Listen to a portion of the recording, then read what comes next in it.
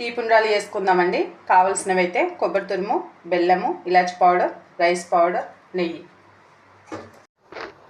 Glass water అయితే తీసుకున్నాండి. Water గరమైనాకనైతే అవి వేసుకుందాము. గ్లాస్ వాటర్లో అయితే గరమైనాక బెల్లం అయితే వేసిందండి.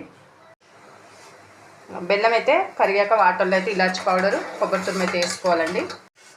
వేడి నీళ్ళని అయితే ఈ బెల్లం కరిగిన వాటర్లో రైస్ పౌడరు, కొబ్బరి తురుము, ఇలాచి పౌడర్ అయితే వేసి బెల్లం కరిగాక ఇదైతే కలుపుకోవాలండి.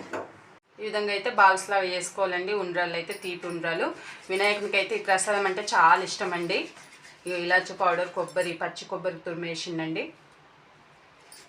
ఉండ్రాళ్ళు అయితే చేయడం అయిపోయిందండి. గిన్నెలో వాటర్ పోసుకొని ఇట్లా చిల్ల గిన్నెలను అయితే పెట్టి ఇట్లా మూత పెట్టేసి గ్యాస్ పైన ఉడికించుకోవాలి. గ్యాస్ మీద అయితే మూత పెట్టేసి ఉడికేస్తుందండి. 15 నిమిషాలు ఉడకనివ్వాలి.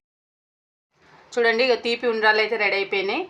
కొబ్బరి పౌడర్ అయితే ఎట్లా కనిపిస్తుందో చూడండి. కొబ్బరి తురుము, ఇలాచి పౌడర్ అయితే చాలా తీయ ఉన్నాయండి. ఇవి వినాయకునికి అయితే చాలా ఇష్టమైన ప్రసాదము. వినాయకుని పండుగ రోజు అయితే ఇట్లా తీపి ఉండ్రాళ్ళు చేసి నైవేద్యంగా అయితే పెట్టడం జరుగుతుంది.